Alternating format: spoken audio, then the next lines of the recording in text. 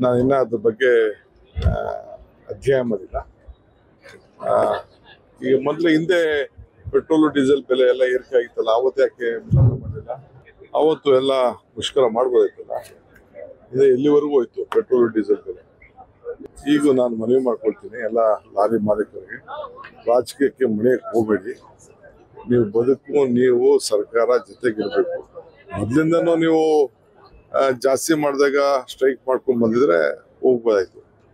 ಇದು ಸುಮ್ಮನೆ ಏನು ಫಲ ಆಗೋದಿಲ್ಲ. ದಯವಿಟ್ಟು ಬೇಡ, ನಿಮ್ಮ ಬದುಕನ್ನ ಮಾಡ್ಕೊಂಡು ಹೋಗಿ. ಒಂದಿನ ನೀವು ಏನಾದ್ರು ಮುಷ್ಕರ ಮಾಡಿದ್ರೆ ಆ ಲಾಸ್ಟೇ ನೀವು ಮೇಂಟೈನ್ ಮಾಡೋಕ್ಕಾಗಲ್ಲ.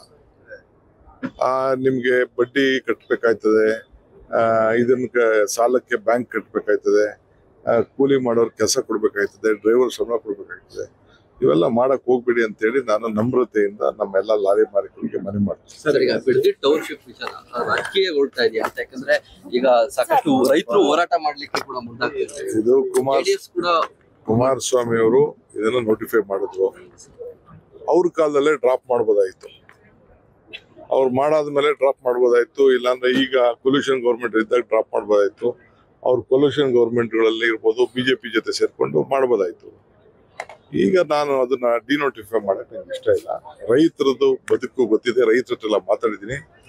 ಒಳ್ಳೆ ಅವ್ರಿಗೆ ಸಹಾಯ ಆಯ್ತದೆ. ಅವ್ರ ಭೂಮಿಕಿನ್ನ ನಾವೇನು ಇದನ್ನ ಸಹಕಾರ ಕೊಡ್ತೀವಿ, ಖಂಡಿತ ಅವ್ರಿಗೆ ಒಳ್ಳೆ ಅನುಕೂಲ ಆಗೋ ರೀತಿಯಲ್ಲಿ ಒಂದು ಬೆಂಗಳೂರಿಗೆ, ನಮ್ಮ ದಕ್ಷಿಣ ಜಿಲ್ಲೆಗೆ ಏನ್ ಹೆಸರಿಡಬೇಕು ಅಂತಿದೀವಿ, ಆ ಗ್ರೇಟರ್ ಬೆಂಗಳೂರು ನಗರಕ್ಕಿನ್ನ ಅವ್ರಿಗೆ ಹೆಚ್ಚಿಗೆ ಹಣ ಸಿಗೋ ರೀತಿಯಲ್ಲಿ ನಾನು ಈಗಾಗಲೇ ಯೋಚನೆ ಮಾಡ್ತೀವಿ.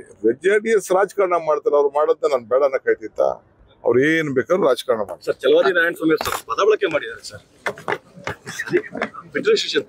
ಚಕ್ರಾಂತ ಆಡದವರು ಅಧಿಕಾರದಲ್ಲಿದ್ದಾರೆ ಅಂತ ಹೇಳಿ ಚಲವಾದಿ ನಾರಾಯಣ ಸ್ವಾಮಿ. ಯಾರು ಚಲವಾದಿ ನಾರಾಯಣ ಸ್ವಾಮಿ ಯಾರ ಜೊತೆ? ಬ್ರಿಟಿಷರ ಜೊತೆ ಚಕ್ರಾಂತ ಆಡುವಂತವ್ರು ಇವತ್ತು ಹೋರಾಟದಲ್ಲಿದ್ದಾರೆ, ಅಧಿಕಾರದಲ್ಲಿದ್ದಾರೆ ಅಂತ ಪದ ಬಳಸ್ಯಾರ.